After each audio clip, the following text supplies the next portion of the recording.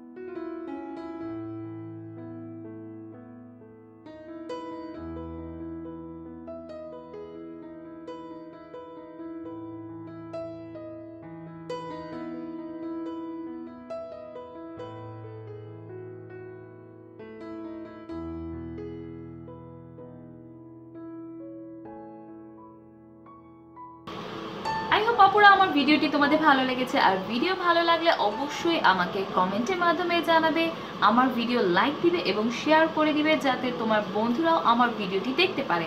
আর আমার চ্যানেলটি সাবস্ক্রাইব করে রাখবে নিত্য নতুন এরকম আরও ডিফারেন্ট টাইপের ভিডিও পেতে। আর নেক্সট ভিডিও দেখার আগ পর্যন্ত টিল দেন আল্লাহ হাফেজ, বাই বাই।